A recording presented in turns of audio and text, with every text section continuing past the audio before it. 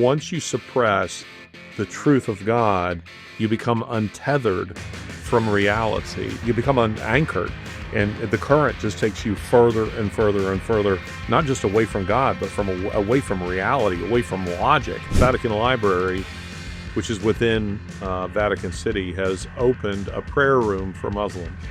Really? The London Mayor, Sadiq Khan, who's a odious little poison dwarf, usually he's constantly talking about London's diversity, and what he means is the uncontrolled immigration into Britain and the complete erosion of our way of life. The allegation, this terrible allegation of racism which is thrown at everybody, is now people are going to have to think twice before they do it. So I am very grateful to God and to those that support me for that justice has now been done, and I need to work on being gracious about it rather than going ha ha, which is what I feel inside.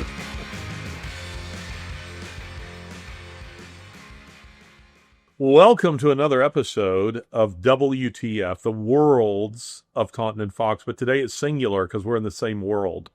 We're in the same city, the same place, the same country. We're of the same heart and soul, of the same mind. We're not going to give you the address in case you send some people around to try and kill Larry again. Yeah, somebody sends a drone strike, here. It's great to have Laurence Fox here with me in my home, and we're recording on this beautiful spring day in the American South, and I see, Laza, that you have brought me a present. What is this? It's a very nice cap. It says unity. You know this lovely expression that deranged leftists say, which is diversity is our greatest strength, which if you swap for anything anti-Western or anti-white is what they mean. So they basically mean we hate the West. So I had the diversity crossed out and put the word unity on it. So it's a rather pretty little cap, and there you can get them at the culture stores. And if you order them, I will sign one for you as well. So that's how good it is. And Larry looks very handsome in it for a man who usually wears a fedora. Actually, what I was wearing last night is a Panama. Okay. You need to know your hats. I do have fedoras, but see, fedoras are winter hats. They're beaver pelt. Right. And they're thicker, they're heavier. I was wearing a Panama last night. He was wearing a Panama last night, and we had a Guinness in Alabama, and it was lovely. So unity is our greatest strength. I love this. It's better than the diversity. What do you think of when they say the London Mayor, Sadiq Khan, who's a odious little poison dwarf, usually he's constantly talking about London's diversity, and what he means is the uncontrolled immigration into Britain and the complete erosion of our way of life. And actually they put an advert on the Tube with a picture of someone from the Windrush generation, which was a generation of Caribbean people who came to Britain in the 50s and were not treated very well. So we're sorry about that. It wasn't me. And they said, we're not just it says something along the lines of, we're not just part of Britain's story, we wrote Britain's story. And it's like, well, hang on, Britain's been around for a few thousand years, and you are part of the story, but you didn't write it. So Sadiq Khan's anti-white, anti-Western rhetoric continues. So that's why the cap exists. Well, and I just got a text stating that the Vatican has opened, the Vatican Library, which is within Vatican City, has opened a prayer room for Muslims. Really? A prayer room for Muslims. So I was trying to picture, Pope Urban II in 1095, he declared, "It is the will of God," and launched the first crusade. It was the will of God. I won't apologize for the crusades, by the way. It's launched the first crusade. It was the will of God to reclaim the holy city and to keep Muslims out of Europe. That's Pope Urban II. Pope Leo XIV said, let's just let them have Vatican City. Well, I'm looking forward to Pope Muhammad I. Yeah. It's going to be great. We've got a new Pope. He's called Muhammad I. He's, there are a couple of drawbacks. That's good. I might steal that and tweet it before you have a chance to. He's not a Catholic, but we are an inclusive organisation here at the church. It's everywhere, isn't it? This idea that you can take completely contrasting ideologies and somehow squash them together and everyone's fine. Well, let's talk about some good news that you have on this Friday afternoon. Yes. Right. I have to frame this story a little bit for you. During the height of the Black Lives Matter movement, the supermarket in England, our version of Walmart, Sainsbury's, tweeted that they were going to provide safe spaces for their black employees. And so what are we talking about, like 2017? 2020. Okay, 2020. 2020, straight after George Floyd died of a drug overdose, they tweeted, we're going to provide some safe spaces for our black employees. To which I responded, why are they in danger? And perhaps you should give them water fountains as well, and was making the point that it was proto-segregationism, which it was. Black Lives Matter has since been shown to be an enormous grift, so that people can buy large mansions in the Topanga Canyon and other places. Anyway, I tweeted this. I said it's proto-segregationist. I thought we'd moved past this stuff with all of the work which happened a lot of it in Alabama, actually, didn't it?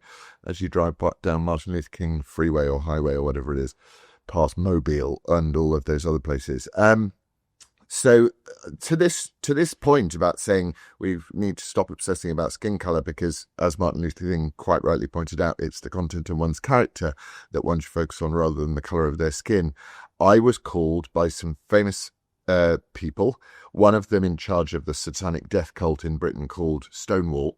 Actually, I'll probably get sued for saying that. In my honest opinion, which I'm allowed, it's a satanic death cult which promotes the mutilation of children. Stonewall, I was called a racist for taking what would be called by woke people an anti-racist stance or a non-racist stance, and I responded rhetorically to an actress who tweeted at me. Anyone, bearing in mind I was an actor at the time, and I hope to be again one day, especially after today. She wrote, anyone who gives Laurence Fox employment does so in the knowledge that he's unequivocally, unashamedly... Well, let's name her. What's her... She's called Nicola Thorpe. Hi, Nicola. She'll be too busy watching MSNBC. She tweeted, anyone who hires Laurence Fox, bearing in mind that I was a successful actor... I'm going to look her up. Does so in the knowledge that he's unequivocally, unashamedly and unapologetically a racist. So I responded with, anyone who hires Nicola Thorpe does so in the knowledge that she's unashamedly, unequivocally and unapologetically a paedophile.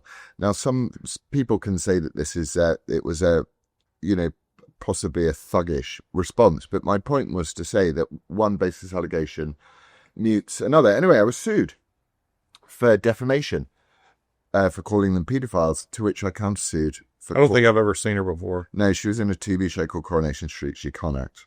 And doesn't anymore, not because someone tried to end her career. She did that through her own lack of talent. Must be more gracious. But I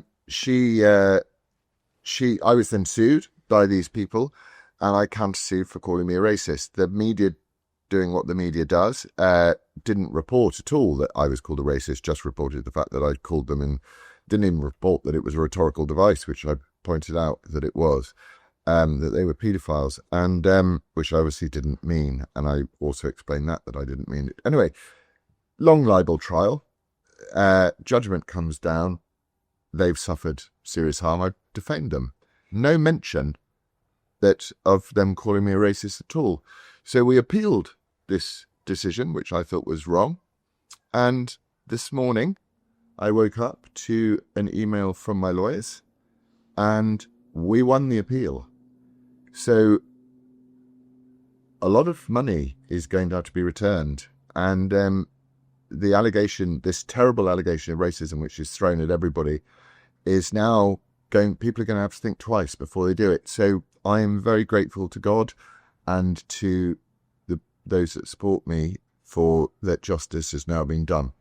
And I need to work on being gracious about it rather than going, ha ha, which is what I feel inside.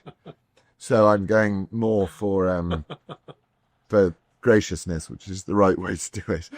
And I am genuinely grateful that justice has been done, to the point where I was tearful, because it's my battle with this stuff, especially as an artist over the meaning of words, is that if you use words If words lose all meaning, then people stop using words and they start using other methods to get their point across, which is we see all the time nowadays. So that's the long and short of it. I feel like I'm going on, and it's now shouldn't be called WTF. It should be just be called WF. But seeing it is as it is called WTF, we must actually, you must be part of it. Well, I'm happy to give you the floor and tell your story, because it's a terrible story that has I won't say an ending yet, a happy ending yet, but it's nearing that. There's still more to be done, but no, I'm happy for you to tell that story, because this has been very, very hard on you. And I guess I would want to convey to the audience that knowing Laurence as I do, the loss of your occupation wasn't merely the loss of work and the loss of income, which of course is substantial in both counts, but it's something that you love to do. And I have hurt for you the fact that something that you love to do, you've not been able to do. And because of this very thing, because of a false accusation, the fact that it's taken, 5 years to get to this point, is itself a travesty. But hopefully in the end, justice is done here. I think it. And I look forward to seeing you in, future, Gosford Parks or whatever. Yeah, it'd be nice. Also, it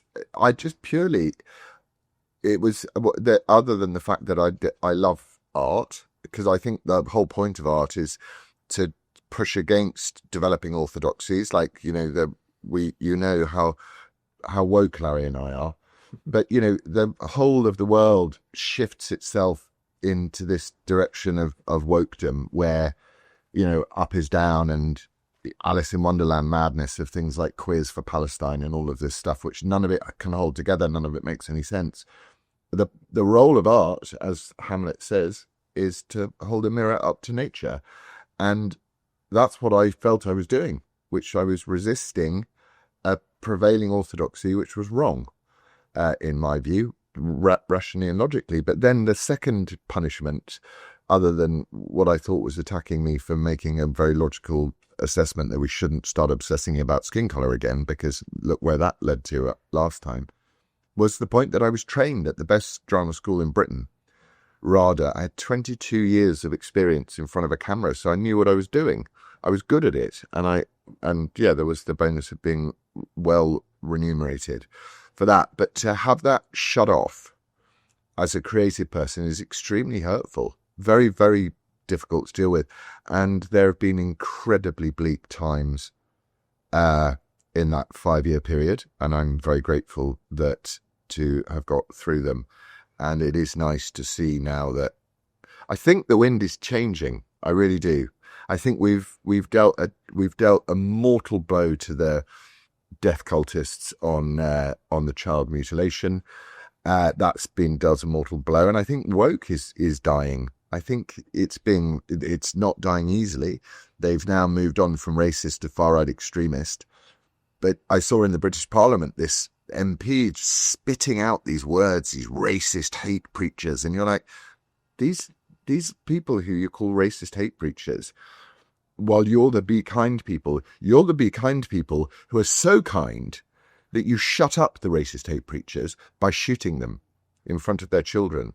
It's that's what I find despicable about and illogical and deeply despicable, is that the very thing that they talk about, it's Goebbels, isn't it? Accused the other of the thing that you were doing. But these people feel like they have a moral supremacy over everybody else, but actually they're willing to commit the most depraved acts in the name of so-called kindness, fairness, and inclusion.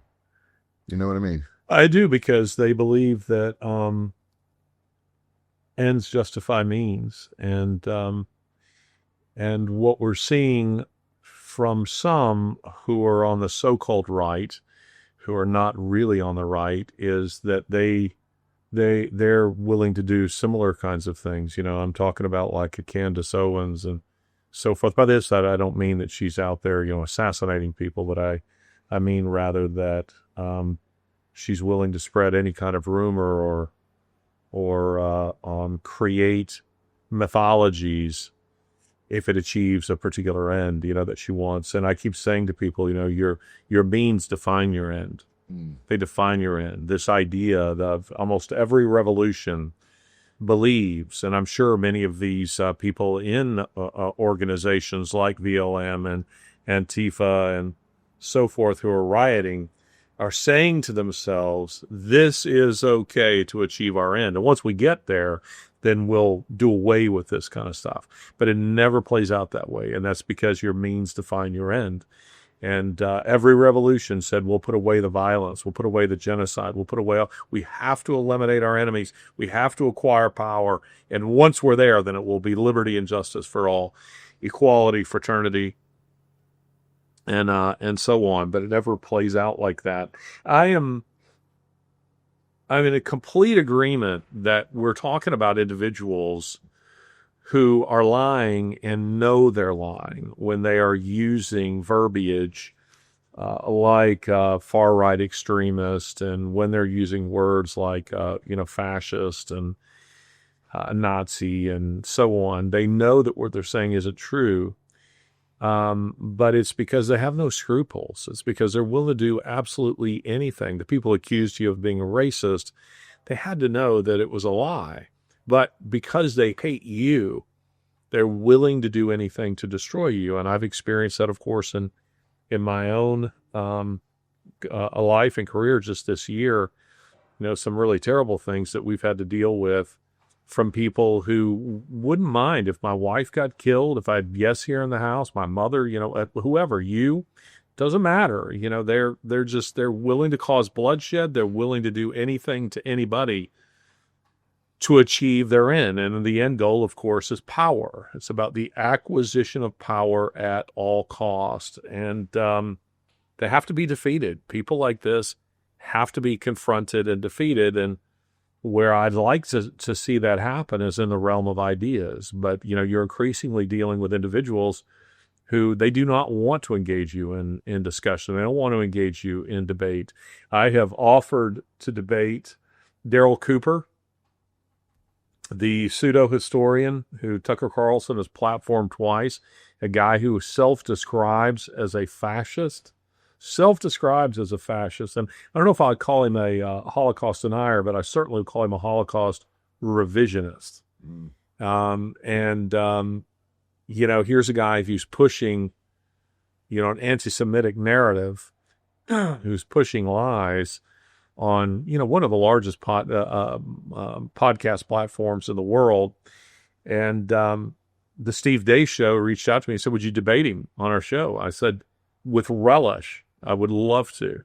I mean, if we narrow the discussion, what's about, it can't be just about World War II, period. It's got to be about certain assertions the guy's made on his show. And of course, he declined. And I recently made the same offer to NBC. They reached out and said, would you be willing to come on and discuss the legacy of Charlie Kirk? And again, I said, yes. They said, who would you like to take the opposite side? I said, Russell Moore, who you might not be familiar with, but he's a fake Christian. He's a fake Christian. He's a wolf in sheep's clothing. He's been I think the editor-in-chief of Christianity Today for some years, and we've just discovered that, of course, they were receiving USAID monies, right, propping them up. And they were, of course, pushing everyone. They're pushing a never Trump, agenda and this kind of thing. And I'd met Moore some years ago because the two of us spoke together at a conference. It was just the two of us. And where he's gone since then, I believe that conference was in 2007. And where he's gone from there to where he is now is incredible. But again, he turned it down. And it's because these are people, they don't want to do that. They don't want to be in these discussions. And I think it's because they know that they can't defend their position. Because their position is just about, as you said, the position is the pursuit of power. And therefore that's disgusting. And I mean, how can you defend that anyway? It's the means justify the ends until the ends are met, and then the means. Well, the stuff that they're pushing, on Charlie Kirk. The agenda that they're trying to push there, the things that Candace Owens is claiming that she had these private conversations, or he appeared to her in a dream, whatever it is, these strange things that claims that she's making. But I can, as it relates to him, just to push a little bit back on that, not push as hard as you want, because if you live in our world and you've had on that very porch over there some guys with AR-15s ready to come in and swat you, you must have had feelings, I've certainly have, of being fearful for your life for what you believe. So I can imagine that Charlie Kirk might have thought, you might have had some sort of sense that something dreadful was going to happen. Whether I think it's completely wrong of Candace Owens to try and exploit that post his death, but yeah. I can imagine that one does get a premonition of sometimes that something dreadful will happen, especially if you hold terrible, evil views like men can't become women. But Howard, I agree with everything you just said, so I don't understand how you're pushing back. What do you mean? Well, that Candace Owens said that Charlie Kirk had confided in her that he felt that he was going to die. Yeah. And I can understand that Charlie Kirk might have felt that. But I don't believe I don't believe her. I think she's lying. Right. I don't think that's true. But anyway, but let's just say you did. Okay. The thing about Charlie's death that people need to understand, and I actually tweeted a thread about this, and this is one of the more startling aspects that should wake people up, is, and I think, by the way, this is what has awakened so many people, and is part of the reaction, the strong reaction to Charlie's murder, is that if Charlie had, say, been on a speaking tour in Nigeria, in the Sudan, and was killed, we would mourn his death. But I think the reaction would have been very different. I think the reaction would have been, Charlie knew that he was going to a place that was very dangerous. He was prepared for that. He knew that he might lose his life. And Erica, his wife, also knew that and was prepared for that. And we mourn his loss as a Christian martyr. The horrifying thing, the jarring thing for most people related to Charlie, I think, is that Charlie wasn't doing what most of us thought of as the dangerous stuff. He was speaking on a hard left wing. He wasn't at UC Berkeley. He was in a red state. He was in a state that isn't noted for this type of crime, and he's shot in the throat while he's sitting up on stage talking with a bunch of students. That's the jarring and horrifying thing, is that the way it happened, what he was doing, where he was, not in New York City. He wasn't in Portland. He was in a red state. But he was in a university. He was at a university, and universities are in themselves incubators of radicals. Yeah, and I find that it's so upsetting that I can understand that universities are places where you test ideas and radical ideas. Sure. I think, why not? But the thing is, none of these universities are testing radical ideas. They're pushing one radical agenda, and they're doing it, the cowardice of it, putting aside the dreadful malice and cowardice and satanic evil of what happened to Charlie, is that these people are doing this safely behind walls of that, from the ivy. They're in their ivory tower. Yeah, it's giving it, and you're seeing that great universities like Oxford and Cambridge, where people have put, they're famous. There are TV shows in England. I was in one about these great university towns, and then you watch British. I think Oxford and Cambridge have both now fallen out of the top 3 or top 5 in a year or two, and you're going, I wonder why that is. Charlie Kirk stood opposite a guy who is he's standing for re-election, head of the Oxford Union, where I've been asked to speak several times and always refused because I know exactly what they were like. He stood opposite this guy. He debated him in good faith. He reached his hand out. He was unarmed. And that guy celebrated his death. And you're like, how the spiritual problem, and I still can't get my head around it, is how do you deal with people like that? You've met, you've spoken to, they've seen the look in your eye, they've seen that you don't mean harm, and you will laugh and rejoice in the massacre of a father in front of his 2 young children. I don't know where to begin in dealing with those people, other than you get the same sort of feelings as they get, which is like, we just need to not eradicate, but we just need to remove them all from the conversation, and that doesn't seem to be a solution either. Let me ask you a question. We haven't discussed this, off camera. I've never asked you this question before, but I'm curious your take. I have my own theory, but I want to hear yours. What do you suppose is the link between transgenderism and this kind of violence? I mean, we had the this isn't the first instance of this. We had the Nashville Christian school shooting. Again, Christian. Charlie was a Christian, targeting Christians. We've had other shootings of this sort. What's that? The Catholic school. The Catholic school. What is the connection between transgenderism and this kind of violence, as opposed to, say, lesbianism or just homosexuality? Well, I think it's a deep hatred of God and life. So the whole idea of transgenderism anyway is to pervert nature in a way that you can't pervert it. You can have your own thoughts on homosexuality and all of that stuff. As I'm often called, a wet liberal when it comes to my views on homosexuality, which I am. But the transgender thing it doesn't exist. So what you're doing is you're deliberately, maliciously corrupting your own creation, and therefore you're by exclusion you're worshipping the devil. That's what it is.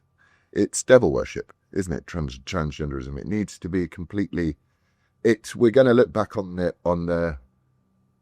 It's also, I think, an excuse as well for angry, empty, sad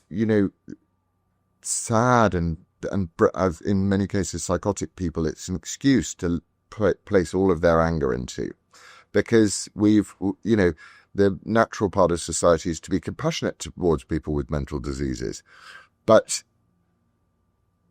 society used to have to be able to differentiate between someone with a mental disorder who needed help and support. You've made this clear distinction when you tweeted the other day.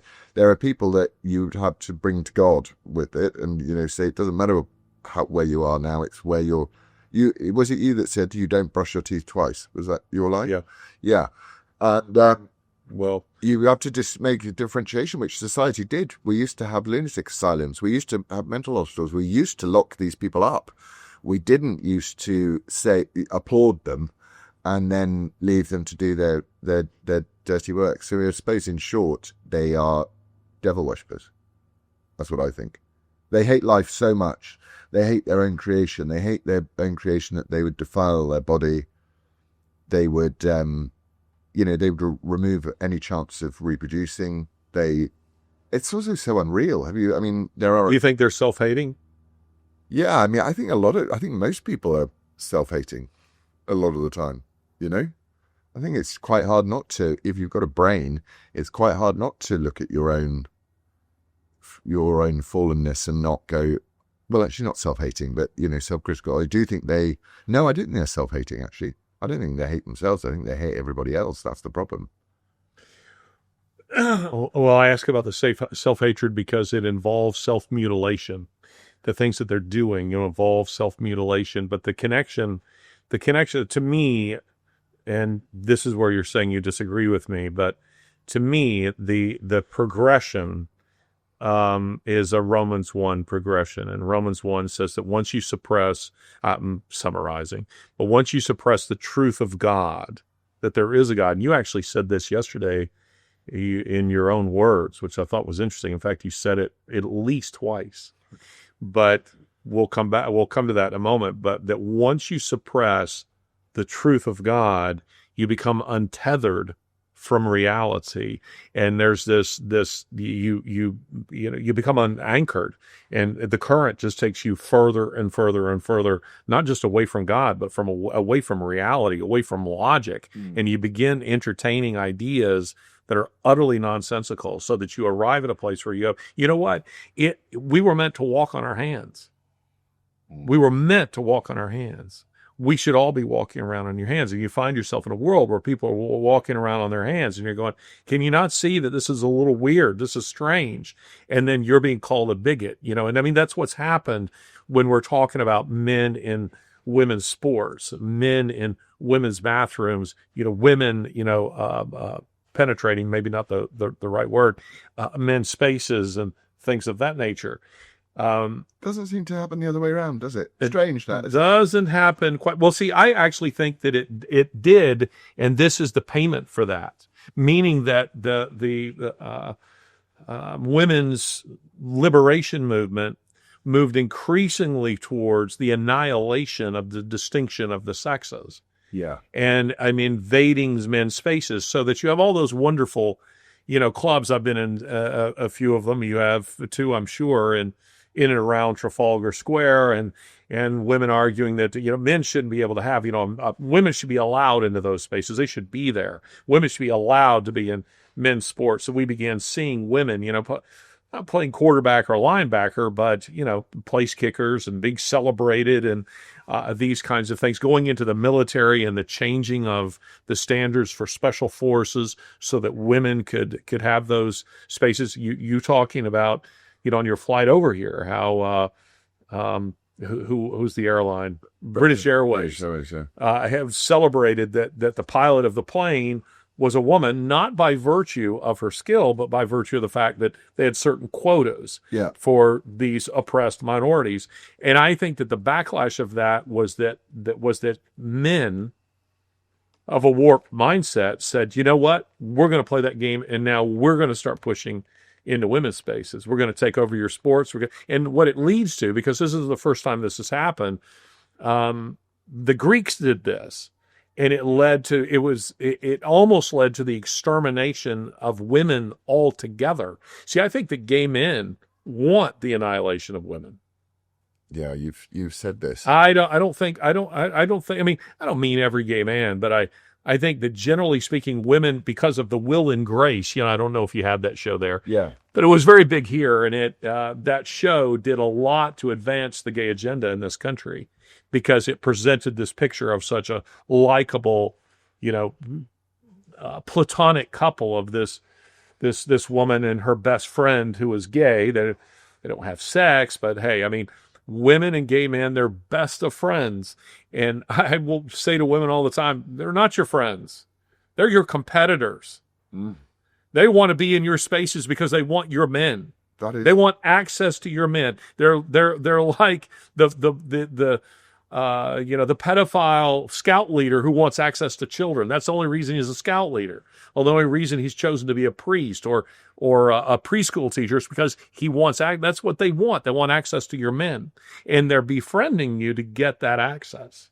Yeah. So I think all of this actually is quite logical, and it knits together, and you get moving further and further and further downstream. So it starts with, the rejection of the opposite sex. As Paul says, men in Romans 1, men ceased having relations with women, and women ceased having relations with men. And then it just keeps going and going. And before long, you have people saying, well, I am a woman. And one of the things that fascinates me about transgenderism, and by the way, about homosexuality in general, is that they still find a way to create a male and a female. Yeah. Which is so weird. So you have a woman, I started to do a show on this, and I lost my nerve. Right. Actual demonstrating. I don't mean like demonstrating, but you have women who are wearing strap-on penises so that they can penetrate their female partner. And you're going, forgive me, I don't want to be too gross with this, but It's important that you think on it, that you realize the perversity is such that they go, they still have this desire for this thing To create the binary. so to create the binary. Yeah. So they create prosthetic penises Yeah. in order to achieve it. When you're going, it's actually quite interesting. Maybe you don't know this, but God has actually created people that are called men, and they actually have real ones. Yeah. And then you have what is his name? So made it really What's nice. his name with the fake breasts? Oh, there's a lot of them now. But I mean, it's utter insanity. Like, God created women who actually have real breasts, who can actually provide milk to a child. So it's fascinating to me that within homosexuality and then within transgenderism is they still seek to create, as you put it, the binary. So they create the fake stuff. And it's because God has implanted in them a desire, a good desire, for the real thing within a certain context. But they reject that and they create an entirely fictitious sci-fi world. Yeah, because there are people who are actually going, you know what, I don't even want to be a woman either. So there are people that are kind of sewing and they're chopping off their bits and they don't want any. While somebody else of the opposite sex is adding them. Yeah, do you not think it is sticking two fingers up to God and just saying, I loathe my creation? Oh, absolutely. That's why it's an assault on the image of God. I hate you. And I see that. You see it in lots of behaviors with people. People that are, everyone will have had a great cruelty done to them. And you were saying before we started about, that people know that they are wrong in what they're doing. But there's a desire in people to do that rejoices in cruelty, which I find astonishing. And, it's like if we got, and then there's a desire of people, they used to, the further you go from the moral order, and as you say, the moral order is very simple and it starts at it starts at God, but then in human form, it starts in the simple binary of men and women. It's right there at the very beginning of Genesis. So the minute people try and corrupt that, you're thin end of the wedging it can then come out into a panoply of alternate disasters, which is why the Bible tries to keep you on track, doesn't it? All the time. It tries to tell you, it talks about drunkenness. It talks about the way, how poisonous your tongue can be. It's constantly trying to bring you back to, the repercussions. Keep you anchored in truth. Yeah, the repercussions of this. So it's not just transgenderism. It's the open cruelty. And then the thing that I find really upsetting about it is the appeasement or the apologism for appalling behaviour. So we have the British Prime Minister Keir Starmer acknowledging the Palestinian state, and then Trump, this terrible demonic creature that the Democrats like to call, to make Trump create a ceasefire in Palestine. And what's the next thing we see? Just person after person after person being dragged out into the street and massacred. And you're going this, and we're all meant to, again, if we don't stand on our hands and say and applaud with our feet the massacring of people, we're in some way bigoted or anti-fairness or we're Zionists or something like that. And it's like, no, I just don't ignore the evidence in my eyes and ears. You don't turn up, start a fight by massacring a bunch of innocent people who, by the way, were all lefties and on your side in the first place. Yeah. Massacre all of those people and then cry about it when someone comes and brings the wrath of revenge or, retaliation or retribution to you. Well, you had said last night a couple of times that you felt like, in speaking of your own faith, that, and I'm paraphrasing, but simply adhering to the fact of God's existence, of Jesus Christ's work upon the cross, and what that means for you, if that was all it is that you believed and knew, that's so important to keeping you Stop you becoming evil. Stop you becoming That's evil. literally what to keep you in within reality. Yeah. And that anybody who rejects that, and I'm almost quoting you here, they're entering in some degree into an alternate universe. Is that a fair characterization? Yeah, but my favorite part of it is you're being asked to believe something which seems unreal, which is the resurrection. So the crucifixion on its own is mind-blowing. That someone put aside that let's call Jesus for a second as a thought exercise, a paranoid schizophrenic who hears voices and thinks that he's Jesus. So he's instructed by God to go and die for everyone's sins. And he suffers horrendously for everyone's sins. That in itself is an incredible sacrifice to make. But then you're being asked to believe that having done that, there is a resurrection and that he was resurrected for it. So it's the bit that people can never get their head around is that you're being asked to believe something which you haven't really witnessed ever. Very few people have witnessed that sort of thing. And you're being asked to base your entire way of looking at the world on it. And I love it. And I as I said to you, I think anyone who rejects that is in real trouble, incredible trouble. Because if you don't believe it, you'll believe anything else. You know, that's what there's quotes G.K. Chesterton. Yeah. It's not that if you don't believe in God, you don't believe in anything. It's that you'll believe in, I forget how he puts it. Yeah. You'll believe in everything, or You'll something believe in to that everything. effect. There's just a man who doesn't believe in something will believe in it. Man is going to worship something, and if it's either God or it will be himself, or maybe the devil, maybe some kind of ism, maybe a vice, but he's going to worship something, and that's really what that's all about. But I thought that was a good statement that you made last night as we were sitting out here, chatting. It's important. It's important to talk about those things. It's also important you're doing a talk about how to raise young people as well. And I'm always drawn back to this idea that my doctor said to me, as my son was really feverish and I took him, I was worried about him. So I took him to the doctor and she, gave him what he needed and he got better. But he was sort of sat there, and even though he was ill, he was able to sort of play on his own device thing, his phone or his iPad or whatever it was. But just before I left, my doctor said, you shouldn't let your child play on a phone. And I said, why? Expecting some, long, boring reason about what's evil on the internet or something. And she said, children should not have power over anything. And they have power if you put a phone in their hand, they have total control and power over it. And she said it is so bad for their brains as they develop and grow up and become adults. And I think we don't underestimate the power of these phones. But if you're living in the modern world, which doesn't really have any anchors left in it, because anchors are far-right extremist things, and the anchors are for racists and Christians, which is what the left really want to kill and destroy.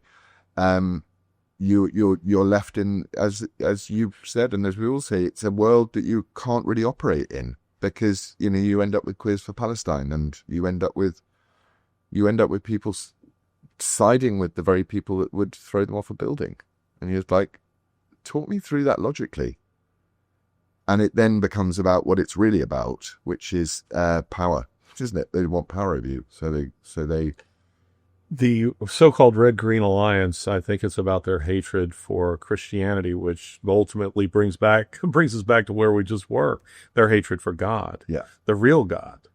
And so they are willing to ally themselves, even if it costs them. What would you say to Pope Leo, though? So Pope Leo's voice is probably, what would Pope Leo be thinking? He might be thinking, I can't say what he is thinking, but maybe he's got this modern, or seemingly modern, but it might be as old as the hills, notion that there is only one God. And our friends, the Muslims, are praying to the same God. It's just in different forms. I don't know enough about him. Yeah. But it has the appearance, at least from the outside. Yeah, it has the appearance from the outside of being tolerance at the expense of everything that you believe. Tolerance at the expense of reason is not a good thing. And it's absolutely incredible to me that the papacy would do that. But I will also say this: I spend a lot of time in Rome every year. I'm there for long stretches at a time, and I have made a point of putting myself in the way of priests because I like picking their brain. I mean, I'm not just Protestant; I'm thoroughly Protestant. You know, I'm essentially a Calvinist, which makes me not just not Catholic, but almost anti-Catholic. And I say that having spoken, I've have many Catholic fans. I have a rosary that's hanging over my desk. It was one that was sent to me by a little group of nuns. I'm so grateful for it. It's I don't pray the rosary, don't even know how to pray the rosary, but I'm so grateful for it because there are aspects of Catholicism with which I was raised and introduced, for which I have a great deal of respect. Some of the most profoundly influential thinkers on my life, an individual like Etienne Gilson, for instance, Malcolm Muggeridge, who from your country, who late in life converted to Catholicism, Evelyn Waugh, some others. But I'm sola scriptura. I don't believe I have to go through a priest in order to communicate with God. I'd love to go. By the way, Calvin, if you're watching it, we should have a private, friendly debate on these things because I'd like to demolish you on a number of things. I say that in a friendly way. Private and friendly demolishment. You're a very friendly one. I say that as somebody who likes Calvin, quite a lot and consider him a friend. And I know he's a very dear friend of yours. But what I find in Vatican City frequently these days is not that kind of Catholicism. The real Catholics, the ones who really believe it, those I can admire. What I find frequently in Vatican City, and I don't mean to suggest that they all fall into this category, but many of the higher ups give you very much the impression that they are very much on the left. And Jesuits, who used to be, at the forefront of they were created with the intention of being the foot soldiers, the theological foot soldiers, and in some cases just literal soldiers of the Reformation, are now, it's a hotbed of atheism. It's a hotbed of radical leftism. And it's pretty astonishing kind of stuff. So when you see this, you see this news that they're opening a prayer room for Muslims in Vatican City. I just think, well, it's just kind of more of the same of what's happening at the. It's the same as an airport, isn't it? It's like if you go into the airport in Britain, or you go into a hospital, or you go anywhere, and it is multi-faith prayer room, always. Yes, all over the place. And there are no Muslims in it. Yeah, but there's never a picture of a cross outside. Nope. It's always a picture of a man prostrate down like that. So you're like, that's the multi-faith. That's the multi-faith. It's kind of, you've got to hand it to the Muslims, the five a day prayer thing, because it's like you never have a break. So I need a room. It's like, you've got to include me because I have to pray 5 times a day. Have you seen the video today of a group of Muslims praying on the lawn at Westminster Abbey? Yeah. I've seen, turning towards Mecca. There's many. Right there at the holiest of all sites in Britain, Westminster Abbey, where they are. Westminster Abbey has been there for more than 1,000 years. Edward the Confessor started the construction of Westminster Abbey, and here we are, just handing it all over. But we're a long way with Leo XII. We are a long way from another Catholic for whom I have just immense respect and a real hero, Pope John Paul II. Yeah, Pope John Paul II was one of the greatest individuals, champions of freedom of the 20th century, along with Churchill, along with Ronald Reagan, Margaret Thatcher. There are others who anyone who's basically been shot.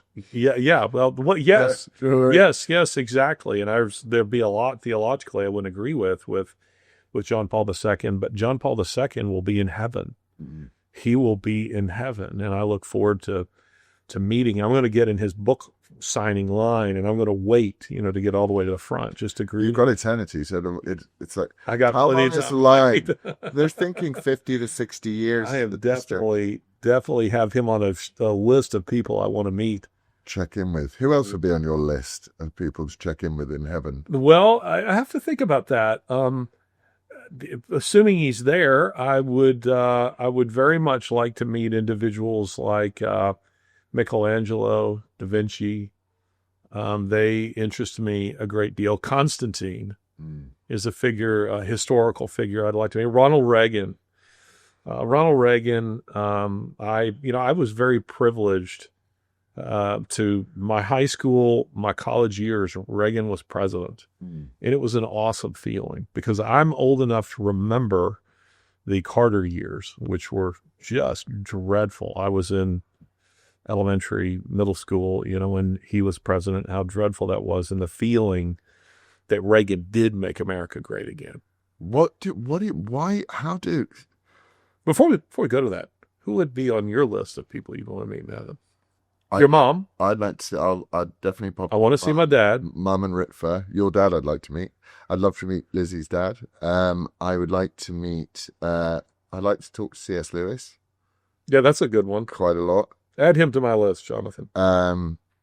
It's a long list, but fortunately, there's a long time, so it would be okay.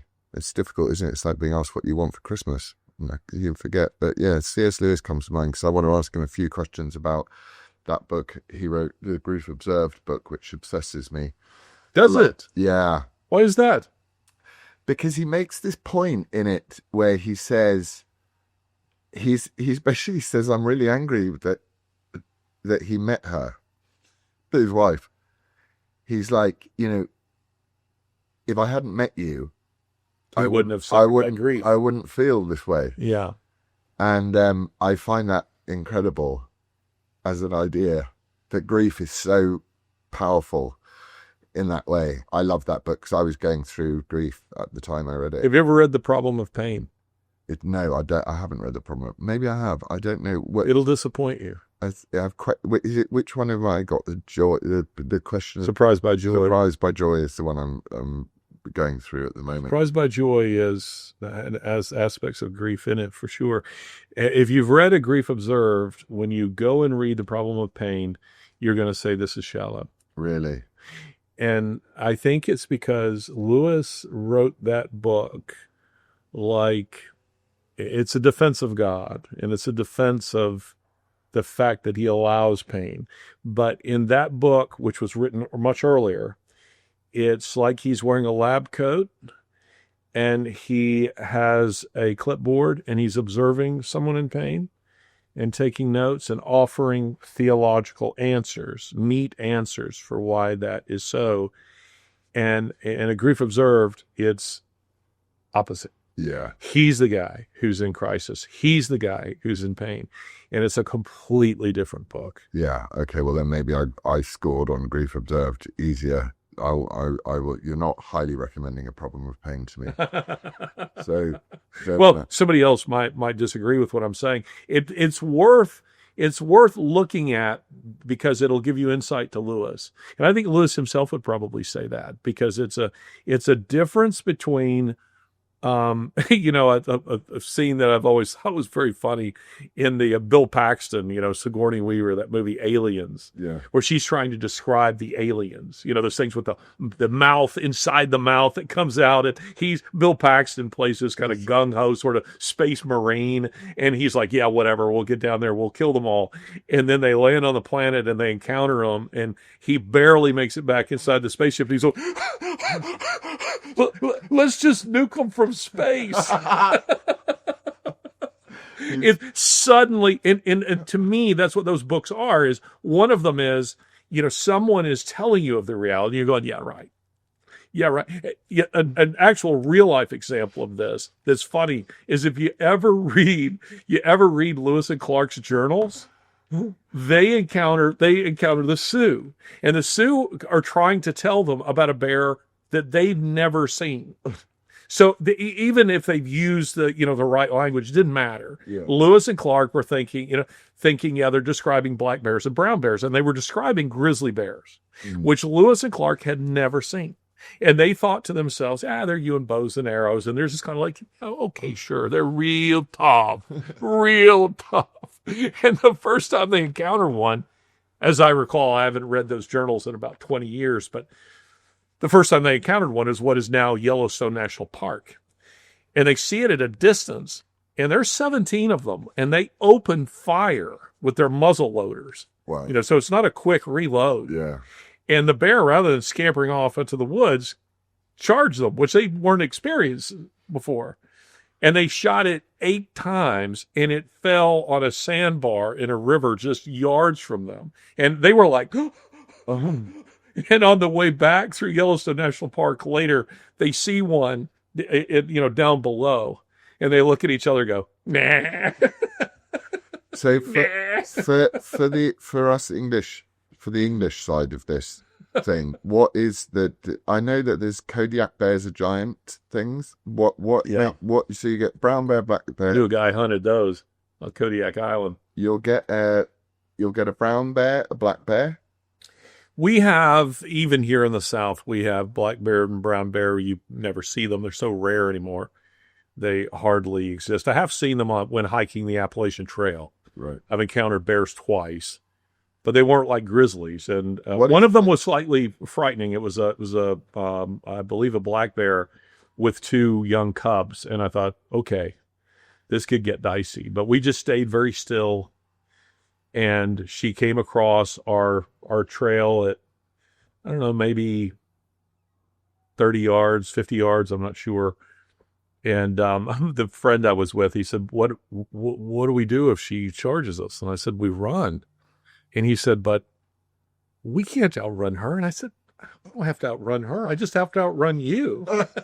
Why are you putting on your trainers? That's fine. Don't worry. It's okay. But that instance, and then later, another one, and not to say they can't kill you, but I don't think, I'm just going off the top of my head here, but I don't think there's been a fatal bear attack for more than a century from a black bear, brown bear. It's the grizzlies. Where do the grizzlies? So the grizzlies live in the colder climes. Colder climates, you'd have grizzlies, west Montana. Are they bigger? Oh, yes. Considerably bigger. Much, much, much larger. And then, of course, polar bears are even bigger than that. And is the polar bear story true that polar bears, you can't tame a polar bear? Even if you take a cub, you can never tame it? I don't know. I've never. They always, you've never tried? I've never tried. Well, that's been a great conversation. I don't know. My one of my uncles was in the Royal Navy, and he was stationed in the Arctic Circle, and this is like in the 1950s and 60s, and he had great polar bear stories. I just loved his polar bear stories, but they were terrifying stories of polar bears, just absolutely terrifying stories. That they would, that you didn't leave any garbage of any kind around because it would attract them. Yeah. And they're predatorial, and they will, if they see you, they come to your cabin or your hut or whatever it is that you're in, and they'll besiege it, in an effort to get in. And the stories he would tell were just absolutely terrifying. We've gone off on a non sequitur. We have, but why not? Yeah, It's kind of fun. It's kind of interesting, but yeah, the reality to me. Now I'll bring it back. To me, it's like the reality of Islam versus the West's notion of what Islam is. I came back from Nigeria a bit like those Nuke from space. Go on, nuke from space. I went on a lovely trip to Nigeria, and I came back going, let's nuke him from space. But I did find myself speaking with, to these, wine and cheese kind of groups about, being in Nigeria. And it was like the things I was relating to them was I was saying, like, look, they have this mouth that goes, and they're going, yeah, right. I always think our kids are going to turn around because there was a video I saw the other day of this guy, and he's standing there and he's staring at the camera, and he's a Muslim guy, and he's really calm, which is the terrifying part of it. And he's going, the Muslims that say Islam is a religion of peace, they're lying to you. Yeah, of course they are. And he says, It's not a religion of peace. No, it's a strategy. We are going to conquer every single square foot of this entire planet, and there is nothing you can do about it. And I thought, I saw this video and I tweeted, I said, I wonder if our children are going to come up to us in a few years' time and say, why didn't you just believe them? You know, before they head off to the front line in London to try and take back a corner of, you know, a few streets in London from our invading hordes that we invited in out of a sense of cultural enrichment. It's insane. It is insane, and the left is aiding and abetting them in doing it. So it's being used, the left, is it not? Yeah, the left is definitely being used. It's because the left is arrogant enough to believe that when Christians are out of the way, when their conservative opposition are out of the way, they will be able to subdue the Muslims. And I think they're 100% wrong. Well, especially seeing as they've all transgendered themselves, so they can't have any kids. Well, I'm just waiting for you. You see these, you see these, footage of these Muslim marches and gatherings where it looks like millions of them are in the streets. There are millions of London. I've been to them. London and various other major European capitals, and you're wondering, when is the time going to come when they say, just go take Westminster. Yeah. Just go take 10 Downing Street. You wouldn't be able to stop them. No, well, fortunately, when we did... I mean, you could overthrow the government literally tomorrow. But we could... Our Unite the Kingdom rally, we could have done the same. I did go backstage to the guys and say, by the way, there are that many people out there, we could... He's not advocating that. I'm not advocating... Just want to be clear, don't sue him. Sorry, well, no, it's prison they want me now. They want me in prison now. Now that they can't get me civilly, they want me criminally. That's another story for another day. Anyway, I want to go and shoot some guns now. We're going to go shoot some machine guns. Can I just finally say, it should be mandatory for all British people to come and spend a week in Alabama.